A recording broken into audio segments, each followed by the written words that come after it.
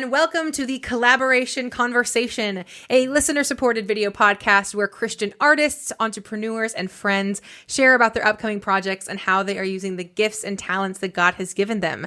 This podcast is made possible through generous listeners and friends like you, and we are so very grateful to our supporters. We also want to say a quick thank you to Let's Roam and Adventures from Scratch for supporting Project Brickworks. Let's Roam creates exciting experiences in more than 400 cities across the globe. They've created digitally guided scavenger hunts, bar hunts, ghost tours, and more. To get tickets or to find out more information, head over to letsroam.com. If you would like to sponsor an episode, head on over to the collaborationconversation.org and click sponsor an episode. Likewise, if you want to check out or support our nonprofit ministry, head over to projectbrickworks.org. Today, our very special guest is Kristen Moore. Kristen is a mental health therapist for women. Kristen and her husband, Matt, helped plant a new church in Chattanooga called City Collective in 2017. I'm a little bit partial because it's my church, but yes. I love them, love the church. And she is also trained in spiritual direction and in Enneagram coaching. Kristen, thank you so much for being here. We're excited to have you. Thank you so much for having me. I'm happy to be here. This is so exciting. I was telling my mom that we opened our season 1 with Matt, and now we're opening season 3 with you, and it's very cool, very cyclical. Yes, I'm very here exciting. for it. Yeah. Kristen, it's always very nice to see you. Again, I don't attend y'all's church, but that's debatable. I know. I go as often as I can. Yes. But it is wonderful that Sarah has such great friends. I love that. But if you will start us off by just telling us a little bit about yourself and your family and what you do. Sure, yeah. So I grew up here in Chattanooga. I was born here, went to elementary, middle, and high school here. So love Chattanooga. I moved away for college and then got married and lived a few different places. And then Matt, my husband, and I moved back to Chattanooga a few years ago to plant a church. So we planted City Collective, like you mentioned, helped plant that. Let me back up. So I am from Chattanooga. I'm married to Matt. We planted City Collective. We have 2 sons now, Ezra and Maddox, and they are 3 and 2. And then I work as a mental health therapist for women. So that's what I do job-wise, and then stay home with the boys part-time.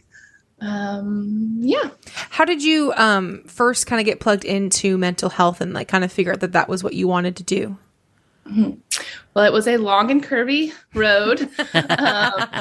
I had thought that I wanted to be a therapist really through some of my personal experience, like some things that my friends walked through when I was younger. I was just interested in it. And then when I was going to college and thinking about a major, I had people tell me like, oh, like you don't want to get a degree in psychology because like, what if you change your mind? And, right. And so I was like, oh yeah, maybe. And I just wasn't sure. And so I ended up majoring in education, which is great. And I enjoyed, but I got into my student teaching and I realized like what I really loved was working one-on-one with students. And it wasn't really the teaching component I liked as much as just like working one-on-one with people and helping them grow. Yeah. And so it was kind of in the backwards way affirming of like, oh, like actually I do want to do this other thing. Yes. And I had some mentors in my life who were therapists at the time, and I was able to kind of talk to them about it and what that would look like. And I just kind of realized like that was the path that I wanted to take, and went back to grad school at that point to be a marriage and family therapist. Amazing. Yeah, that's pretty cool. Let me just interject one quick question. Did you always want to marry a pastor and plant a church? That was not necessarily in my plan. That was not like a checklist, must be a pastor. Yeah. It's so funny because I was involved in youth ministry specifically growing up, and did an internship in youth ministry, which is actually how I met Matt. He was working in missions. And so even when I met Matt and when I married Matt, he was working in missions. So even at the time, I didn't know that I was marrying a pastor. Yeah. Oh. He knew that he was becoming a pastor. That's awesome. Surprised us both. Yes. And what's funny is Matt will very often, especially when we did this series on mental health, he joked about being married to a therapist and what that's like. Do you have any funny dynamics with you being a therapist, being married to a pastor? Is that weird? Is it Yeah. Yeah. Yeah. It's actually funny because Matt has a degree in conflict management as well. And so, like me being a marriage and family therapist specifically and him having a degree in conflict management, you'd be like, wow, they must really have it figured out. Like in those moments of just like natural, like tension or conflict or whatever, it's like, the textbook answer, the textbook move, but you don't always choose that path. Don't always feel like that's what's going to happen. That's funny. Yeah, but it's funny because I think we both realize it pretty quickly and can point it out in ourselves because we have the training. You have the training. The execution. Excellent. That is so funny. That is. Oh my gosh. Well, and then you also do photography as well. I do. Yeah. I've always really loved photography. It's something that I just kind of started doing in high school and then kind of self-taught. And then when I was in grad school, I ended up randomly in a photography job where I was like really mentored and learned a lot. It was a really cool chapter that I think I wouldn't have had otherwise if I had been in a different career, a different field where I was pursuing counseling, but I kind of had this interim time where I was able to kind of nurture this creative passion of photography.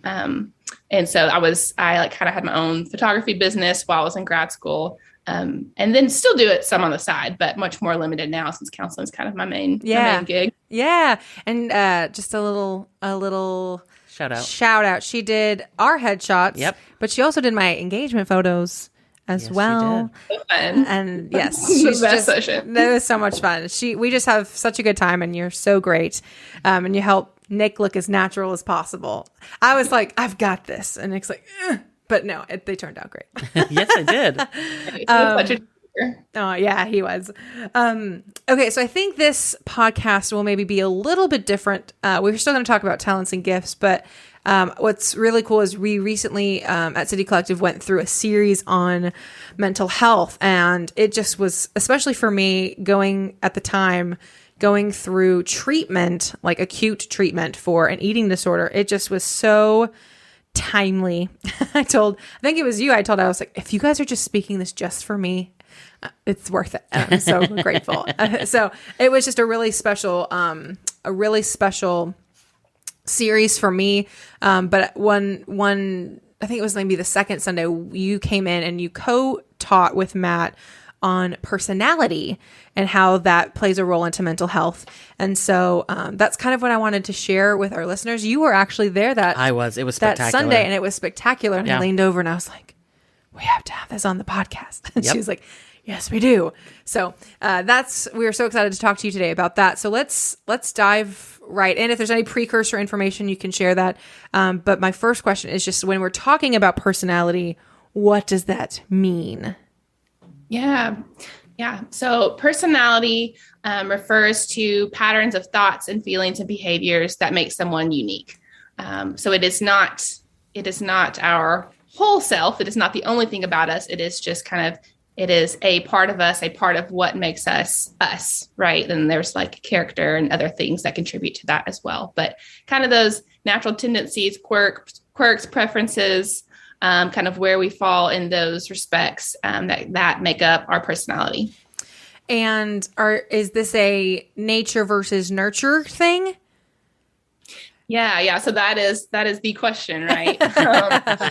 A lot of personality theorists tend to believe, well, it depends what you read and who you ask, but some of them, I will say, believe that we are kind of born with these tendencies to certain personality tendencies. Okay. Right. And then I think that through our life, our circumstances, our families, those things kind of can shape that. But I think it's kind of like we're born with a certain trajectory, and then that's kind of like molded and shaped. Yes. That makes a lot of sense. And then from a Christian perspective, we believe that God designed us. And so how would you say that how personality plays into that, or that plays into personality? Mm-hmm. Yeah. So I love talking about this. I'll probably be a little bit wordy. Let's go. But, what's so beautiful is that, like, God tells us so many times that we were designed in his image, like we are image bearers of God. And like through the diversity of personality, we see like so many of the traits of God, so much of his like goodness in so many different ways. Like that can look so many different ways, right? Yeah. Kind of like that, even that verse about like the body of Christ and how, we need all parts to function as a full body. I think Totally. that also applies just to things like personality and gifting and calling, is that there is a reason that we all have different callings and gifts and personalities and tendencies, right? Like our experience, our life together in community is so much richer when we have the diversity of the kingdom of God represented in all ways. Wow. Yep. Yes. Quote. That's the one. That was awesome. And I couldn't agree more. And we talk about this with some frequency about just how with talents and gifts, especially, we like to encourage folks to be hyper aware of not only their strengths, but also their weaknesses, so that they know what they need to be looking for in gaining, when they partner with people. Yeah. There are things that you're good at that I'm not, that gifts that you have that I don't have, and I need you. And, like you said, that kind of helps us make up the body. Well, so you were talking about calling, and what are your thoughts on discerning what your calling is or your gifts? Mm-hmm. Yeah. So, I think that this is a good question, especially sort of in this cultural moment, like maybe specifically even for, I will say, our generation, Sarah. Yes. Like that is maybe more so a question than even in years past, right? Like even outside of like the Christian sphere, sort of like, what is my purpose? What is my role? And I think specifically, I don't want to like overly hone in on millennials, but like it is, I think one of the kind of the hallmarks is like, it is important to millennials to feel purposeful in whatever they do, and sometimes that doesn't just look like our jobs, right? A lot of times I think we find purpose outside of our jobs. And so sometimes I think we can put too much pressure on like our job being the thing, right? And totally. Yeah. And so I think we can totally work a job, and we can also still be discerning our calling, and those things might look the same and they might look differently. Yeah. I think for many years, like I was so interested in that, but I put an unrealistic amount of pressure on myself. Like I had to discover this one thing that God had for me, and it looked like a certain plan of action or a certain job or a certain set of steps I had to follow. And like, if I missed it, I missed it. And it's just like, that is so not of God. Like that's not how he works. It's not a trick. It's not a puzzle. I think that he is interested both in our inner transformation, the calling to sanctification, and to be like Jesus. Like if we don't know what our calling is, like let's start with being like Jesus, because that is our primary calling as a Christ follower, is just to become like him, and that is enough. And then if we want to talk about, okay, so what does that look like practically? How might I take that a step further just in day-to-day interactions? How might I incorporate that into my job or maybe potential projects, or how I want to walk in those gifts? Then we can do a little bit of discerning of like, okay, what is my personality? What are my tendencies? What are my gifts? What things come naturally to me? What am I passionate about? And what might that look like? Right. I think we can do that a lot of different ways. And there's kind of discernment through prayer, through asking others, open-handedness, just, asking God, okay, like, what do you have for me? What do you want me to walk in? And help my eyes to be open to that. But I think kind of like I mentioned before, that needs to be paired with the inward journey of becoming like Christ. Because if we're only focusing on our outward calling or walking in mission or walking in action, and if we're missing becoming like Christ, then we're really missing like the heart of it, right? Yeah. So I think it's becoming like Christ, and then allowing his calling or his works or whatever he has for us to flow out of that. And that's secondary, also important, but there's both an inward and an outward component. And when those things work together, it is like so beautiful to see people walking in that. Yeah. That's where that true fulfillment comes. You mentioned we're talking about becoming more like Christ and sanctification. How, as someone who struggles with mental health and knows plenty of people who struggle with mental health, how can you move through mental and emotional health towards sanctification? Mm-hmm. Mm-hmm. Yeah. loaded question. I know, but answer me I love it. Answer all of the existential questions for me right now. All of them. For real. Yeah, no, we'll break it down together. So how can we move through, mental health, emotional health, becoming like Christ? I think that just the idea of I love to use the word like health specifically. Like I use emotional health a lot with my clients. That idea that we are always on a journey of health, right? Ideally, we are always somewhere on the spectrum. It's not really a place. Yeah, there are times we are healthier, but we are always on that journey, and we want to be as healthy as we can be. And so, you think about like emotional health and spiritual health as well. What does that look like? Right. Yeah. And I think that sort of the first step there is a desire to be healthy in those ways, and then a commitment to action. And then I think practically that looks like starting with self-awareness. Okay, so let's start with self-awareness. Let's take and this is harder in action than maybe in theory. Like let's take an honest look with where I'm at, emotionally, spiritually, mental health wise. Where am I at? Like where am I getting stuck? What are barriers for me right now? Like with spiritual health, where is sin coming in? Where is temptation? What do I need to confess or repent? If we're specifically talking about spiritual, I want to be like, I'm doing this kind of like blanket, but I want to be very clear that I think a mental health struggle is different than sin. Yeah. So I'm kind of jumping back and forth from like mental health to emotional health to spiritual, but like those things that looks different depending on what you're talking about. So this is kind of broad. Yeah. But I think whatever the journey of health is, starting with self-awareness, where am I at and where do I want to go? And so there's a lot of tools that can help us get there. There are some like personality theories that can kind of be a guidebook.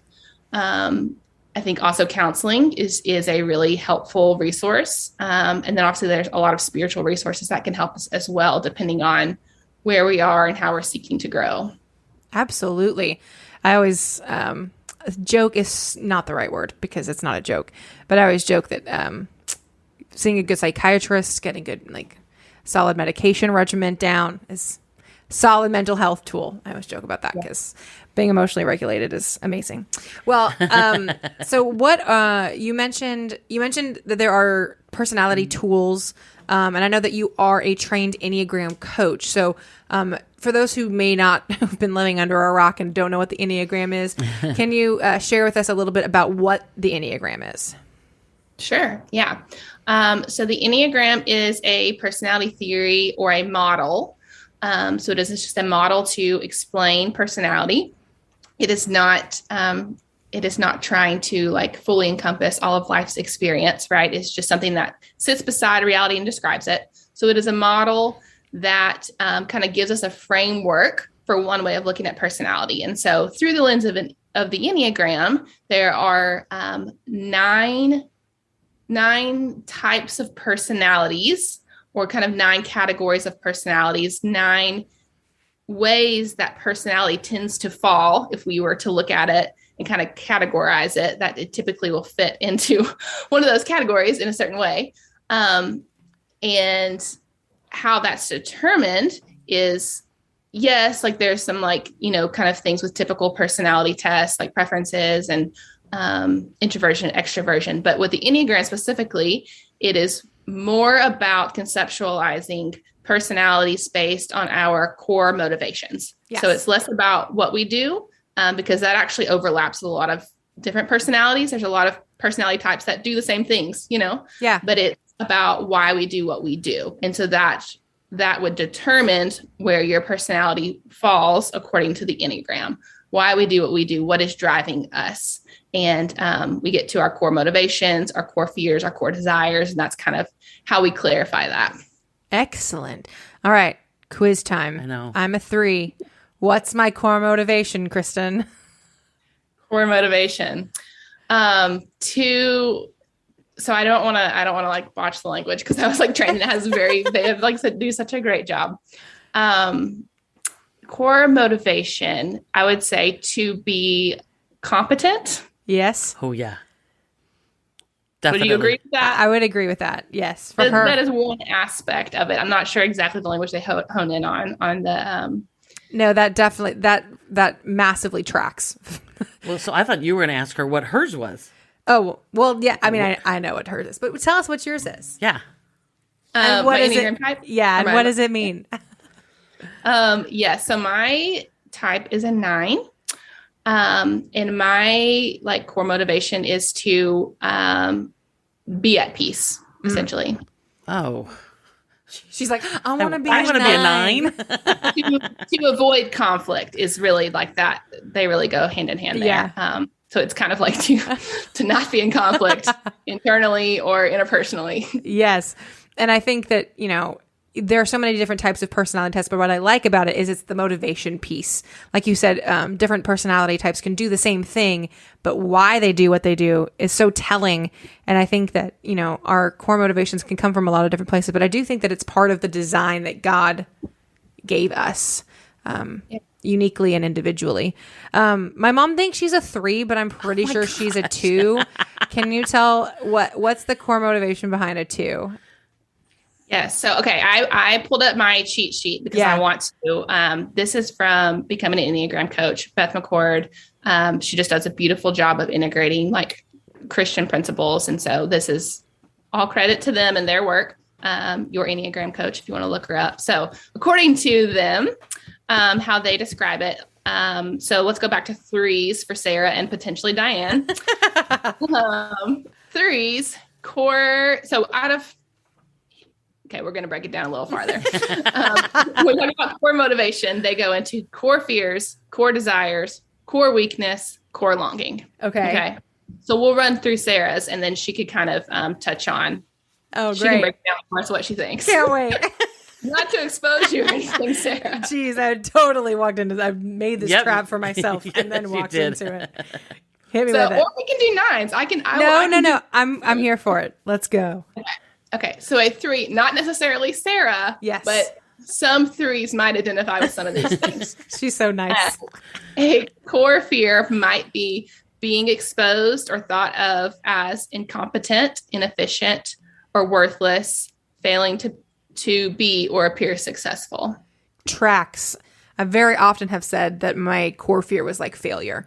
So yes, or even the appearance of failure. So yeah, right. Totally tracks. Yeah.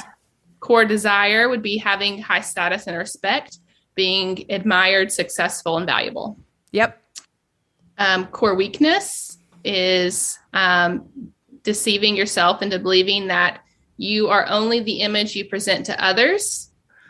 I would say that tracks. I have imposter syndrome pretty bad. I think that can go in that as well. But yes, I would agree with that. Right. Yeah. How much do you charge per hour? Because I feel like this is a therapy session. I'm just kidding. Don't answer that question. And then core longing is this is what I really like. Is these are kind of like the healing words that we long to hear, or like kind of the ways in which kind of our core wounding can be healed. And spoiler alert, like I think this is worth going into because Christ satisfies our core longings. Yes. Yes. Core longing for a 3 in light of this. And I think that all of kind of going through those things is helpful to get to here.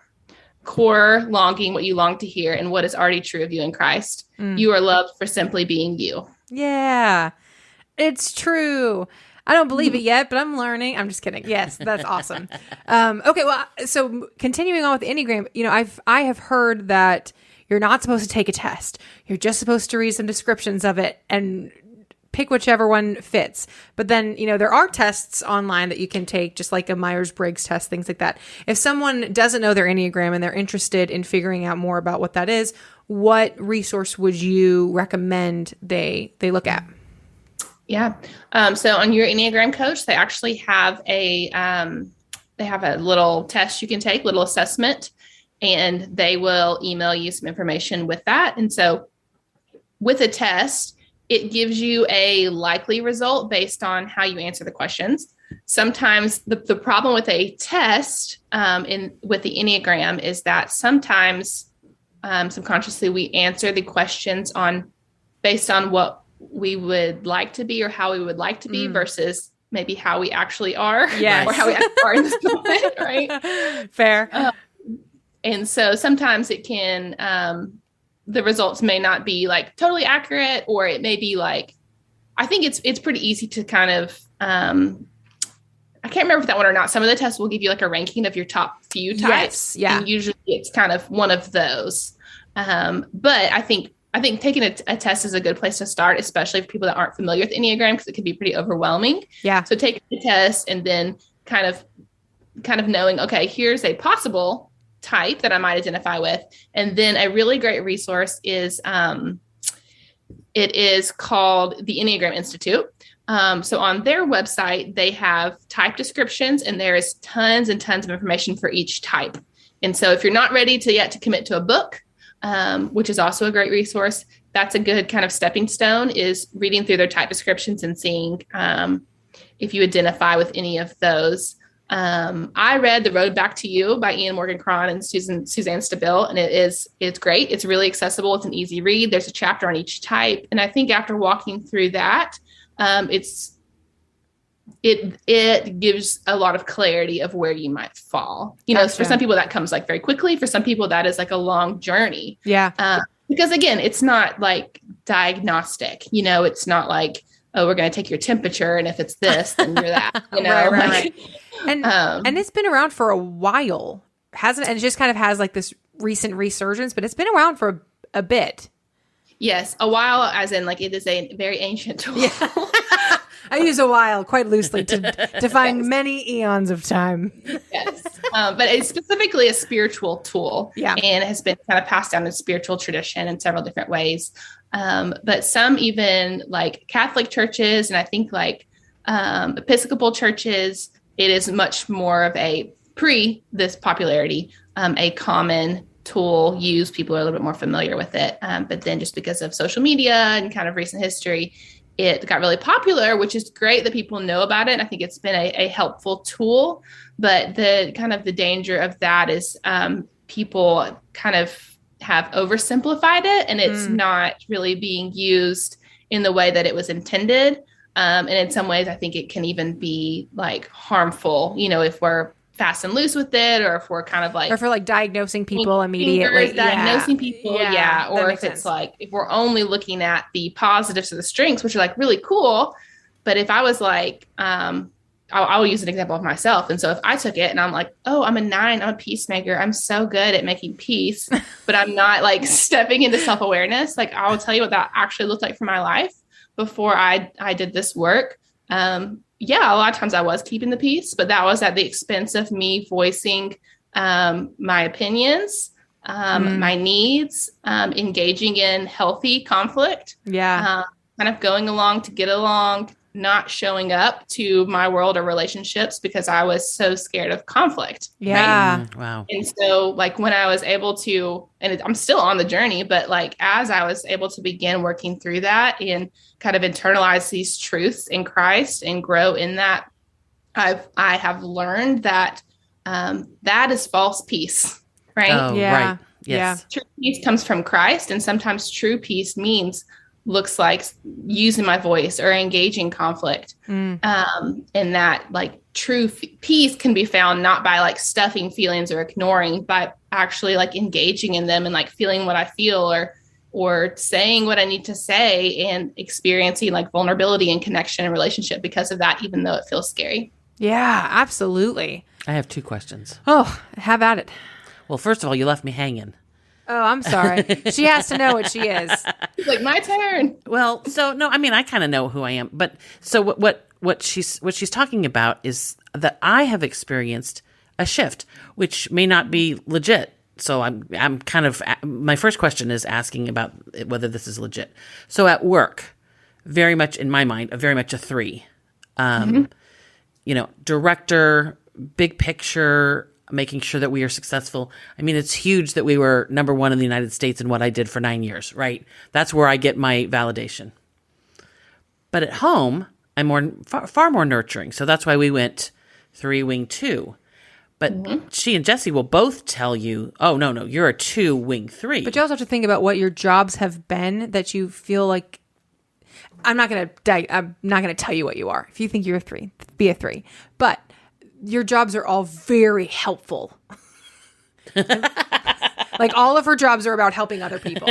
So I think that you can be really, really competent and really, really good at that. But your heart has always been to serve others. No, and you're totally right. I mean, I've always worked for a nonprofit through my entire career, no matter what I was doing. But I do like that big picture of I set the format for all of the team to be helpful. Well, so let me ask, do you have your cheat sheet still up just for fun? Yeah. Tell us some of these core long, we'll get to the core longing, but the core strength, weakness, all of that. And I do have a follow-up question, but go ahead. Okay. Yeah. And I will say that you are right in that a lot of people actually do have kind of a work mode and a home mode. And that doesn't mean that you have two different types. Sometimes it can be like a wing situation. But we kind of have certain tendencies. And so, yeah, it's less about like what we do or how that looks, but like what's driving us to do that thing. Right. And so like Sarah said, is it like being successful, or is it being helpful? And obviously, like, yes, we can be motivated by a lot of things, but it's sort of like, what is the primary thing, you know? And even like, or is it like to promote justice, or even like, even like a 9, that sounds very opposite, but I think a 9 could potentially even like engage in that way if they were really convicted and like, this is going to like promote peace and it's going to like take care of these people, so it's more about the why, right? Yeah.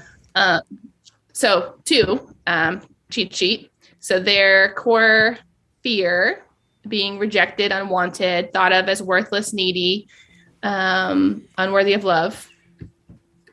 Core desire. Can you see her? Can you see how annoying she's being? Keep going. I literally just went. Only Diane can name her own. Okay. All right. I'll stop looking at her.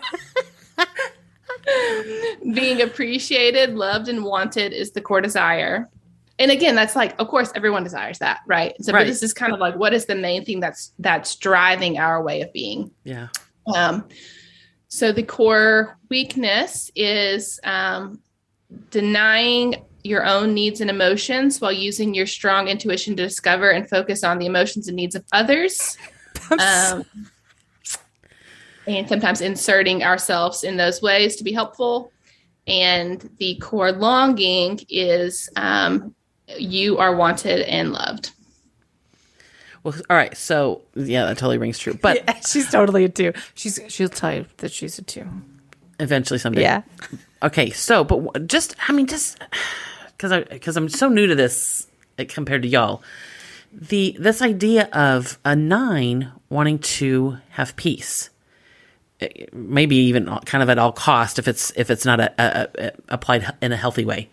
I mean, that really was a very strong motivator for me because my parents argued all the time and I was the oldest child. So, I mean, that's huge, but I really don't think I've ever said, oh yeah, I'm a 9.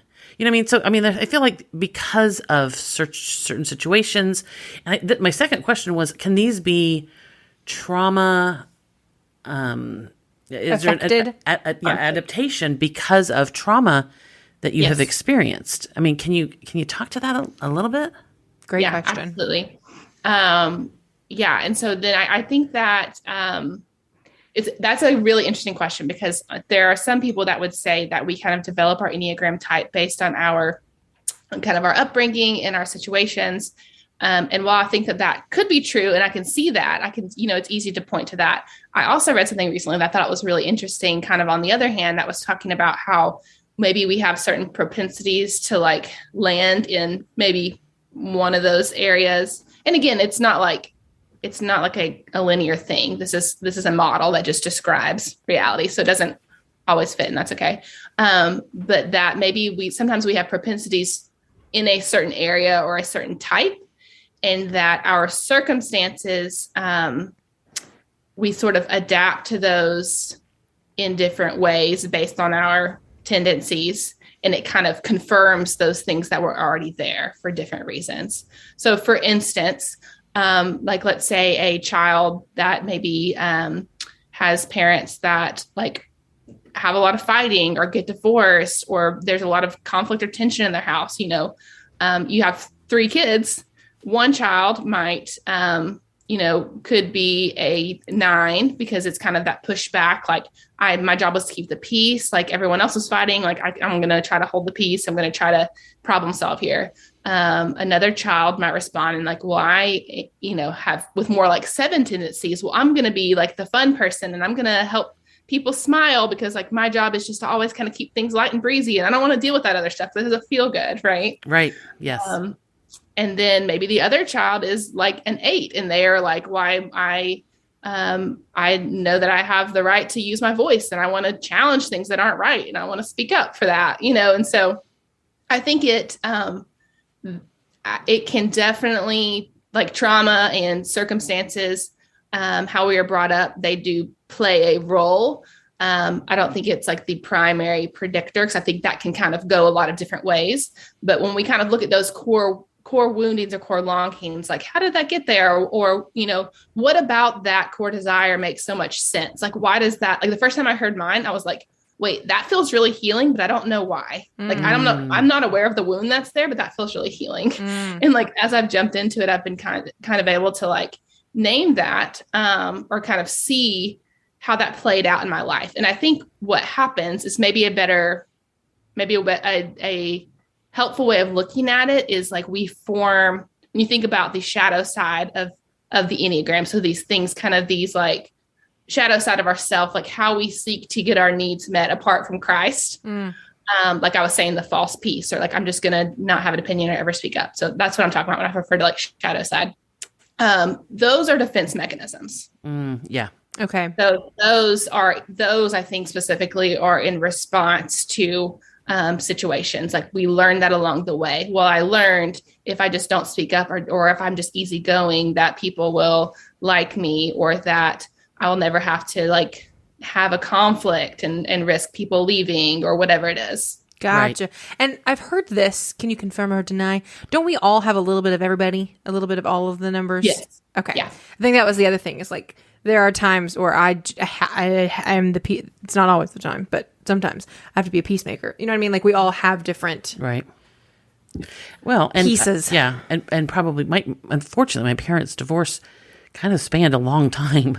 So True. I really had, and as the oldest, there were times when I was making the meal at 12, that kind of thing. Not midnight, at the age of 12.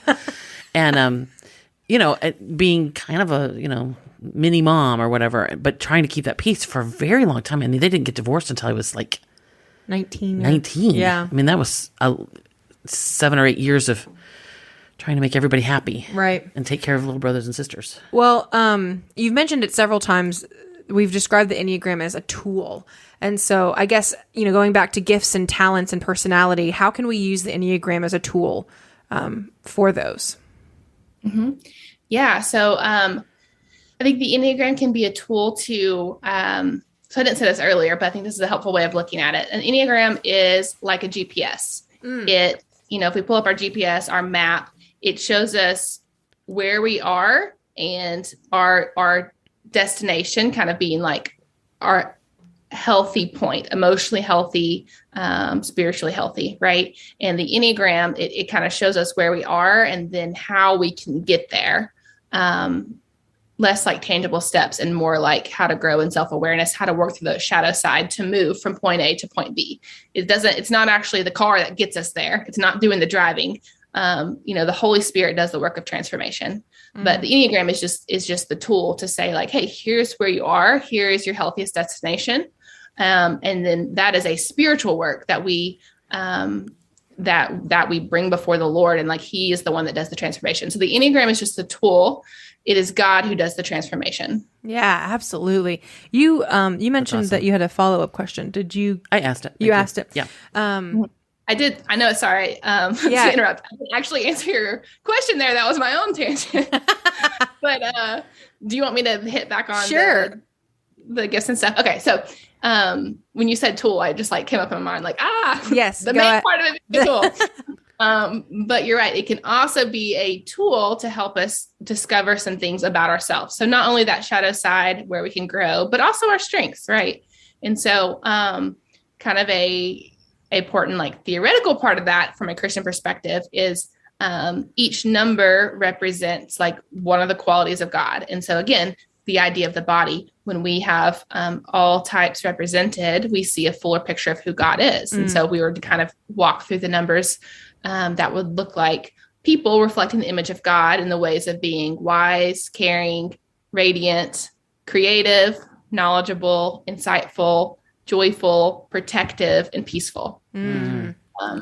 Which is so beautiful to be able to see in others, right? And I think that's also a really cool place to start when we talk about using it as a tool for our strengths, our giftings, or our personality tendencies that can help us discern or walk in maybe our calling or our vocation, right? And so we can kind of start there. How is the image of God reflected in me? And what does that mean for my calling or vocation? Now, it doesn't mean like, oh, if I'm a 9, that I can't be a lawyer. I think that probably would have been tough for me. But, you know, like, it might be impossible. I could have done it. Maybe. Like there are certain things that maybe are natural, better fits, right? But even again, it's not just about work. But about like ways of being and acting and like reflecting Christ in all ways. And so sometimes that can kind of give us a glimpse into what that might look like, right? And so like a 4s are incredibly creative, right? And so you will see a lot of them engaging in art, like making the world more of a beautiful place, you know? And so, yeah, all of them may not be artists per se, but like reflecting the creative nature of God is important to them. Yes. In some sort of way, right? No matter what their job is or if they work at all. Yeah. My fun fact, my therapist in IOP is a 4. She's very creative, but she's a therapist, which is just interesting. You can be a therapist and be a 4. But you probably can't be a lawyer. But you can't be a lawyer and be a 9. That's the one we're going to hang on to. No, I'm kidding. Well, it's funny. There was a brief period where I did want to be a lawyer, but I was very unself-aware. So she said that was a shadow self-thought. Yeah. Well, no. And that was a stereotype of lawyers, right? Right. They're troublemakers, but I'm sure there are some out there that are, doing amazing work. Yes. Defending the rights. Yes, of course. Of right. the downtrodden. Well, and even like, I have some friends that are 9s with an 8 wing and even like, I've got a little bit of an 8 wing. It's a lot less than my 1 wing, but 8s are advocates, Yes, yes. So 8s kind of get a bad rap for like wanting to engage in conflict, but really they want to advocate for justice. Right. That's an excellent lawyer, Yes. That's who you want in your corner. Totally. So I think even like 9s and they are passionate about whatever it is they're passionate about, like they can feel that conviction and they can learn to use their voice in that way. And maybe that looks like being a lawyer. Yeah, it could Who be. knows? Yeah. Someone that might, Possibly. So it can look so many different ways. Right. But when we are able to clarify kind of what drives us, what we're passionate about, then that can kind of, I think, help us, just help guide us into figuring out maybe what that looks like practically. Yep. All right. Well, so let's bring this full circle because we're all about talents and gifts, as you know. So we want to know what you have discovered are your talents and gifts. Okay. So I would say like, I know I hit on that earlier, but, photography would kind of be like the creative side. That's just like a way that I'm able to kind of like connect creatively. That comes really naturally to me, that I'm really interested in. That I think even in that, like, I could say so much more about this, but even in that like little time period where I got to focus on it, and that wasn't even really my plan, was just like a really cool way to cultivate this sort of like God-given passion thing in me, in a way that I was able to like nurture that and to be able to say like, oh, maybe this is something God gave me. And maybe there are ways that I can use this for his kingdom and for his glory. So it's kind of like the creative one, I guess. Yes. I would say sort of in like more so what it looks like professionally for me in this season is is just sitting with others and listening. I always joke, when people say like, what's your greatest strength? Kind of the like canned answer is I'm a great listener, and I think it took me a while and I was like, no, I think that maybe I am. Yeah, I actually am. And so I think like the more, even like I was saying with like the teaching and kind of learning, like maybe where I wasn't going to land helps me realize where I did want to land. And so I think just sitting with people, honoring their stories, just holding like a safe space for them to process or share, knowing that that's going to be confidential, whether that's in counseling or spiritual direction or Enneagram coaching. I think just like being able to sit with people, and then I feel like the Lord has just really given me empathy and eyes just to be able to see people how he sees them. Like there's not a client that I've sat down with and then walked away and be like, yeah, I don't like them. Right. Yes. I think a lot of counselors could probably say that, but like, to be able to sit with someone that's that vulnerable and sharing their story, like, there's so much empathy and compassion there. And that's probably speaks more to like human nature than anything, but it's been so cool to be able to walk in that and to learn how to utilize that really to let God do the healing work. That's what's happening. I'm creating the space, I'm asking the questions, but God does the healing, even if it's not Christian counseling, that's what's happening. It's very overt in spiritual direction. Like that's something that we very much name and talk about in counseling. It depends on the client, but like I hold the space and like Christ does the work. Absolutely. That's wonderful. I wanted to definitely affirm for you. If you weren't going to mention, I was going to mention listening. You're such a great listener as my friend and not my therapist. You do a very good job of listening and encouraging. And just being a really wise counsel is just, it flows from you. And then the compassion as well. I know you said that it probably speaks more to human nature, but what's human nature designed after? And that's our Heavenly Father. And I think that that's a gift that you have is compassion. You're very, very compassionate. That's really sweet. I think it's like, that is an awkward question, especially for me, and especially as a 9, and probably one I wouldn't have been able to give you an answer for. And one I still feel kind of weird giving an answer for. But I think like what I have learned and feel to firm in is like, that like we can name those things, and it's not bragging, because it's not about us. Like it is Christ in us. And Amen. So like when we step into those things, we can name them without shame or without, it's not about pride. It's not about people seeing us, but like when we show up and when we use our voices and use our gifts, we use our talents, Christ be glorified. Like that is him, and that is his image in us. And so it is awkward, and it feels from a human nature, it feels like, oh, I'm boasting, but like, we don't have to boast if it's Christ in us, Amen. We can boast Christ in us. That's right. Amen to that. Yeah. You just preach it. Absolutely. Well, so how can people connect with you, follow your journey? How can people connect with you on the social media or in general? Yeah, sure. So I have an Instagram page called Hey Kristen Moore. So that is a place you can send me a message there. Email me. I don't know if you can put that in show notes. Either way, you can contact me. You can contact Sarah. I do have a counseling website. I know that we haven't specifically just been talking about counseling, but that's just KristenMooreCounseling.com. So, also kind of a landing pad there, contact form if you want to chat or anything like that. Always open. I know a lot of people aren't necessarily looking for counseling, but they may be looking for a counseling referral or suggestion, or, hey, do you have a book resource? And sometimes I do, and sometimes I don't, but I'm always more than happy to chat with people, or to pass along resources that I have, or connect them with someone in our city or state, or if I know someone somewhere else. And are you openly taking clients for counseling and also for spiritual direction and Enneagram coaching? And is that also where your website can do all three of those? Yes. Yeah. So I have a couple spots for new clients. And I see, for counseling, I see women, primarily. I do that in person and virtually, locally. And then spiritual direction and, spiritual direction and Enneagram coaching, a little bit more broad, but Okay. for counseling, it's for women specifically. Amazing. We love that. And we love you. And we I are love you guys too. so grateful for this. This was awesome. Yes, it was. This was such a fun way to kick off our season 3. And we're so grateful for your time and for your friendship.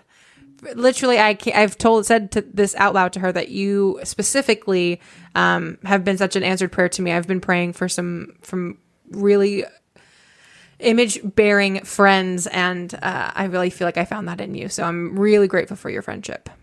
That's so kind. I feel the same. And, you were saying that about encouraging. I know you're going to try to edit this out, but don't, Sarah. She knows me so well.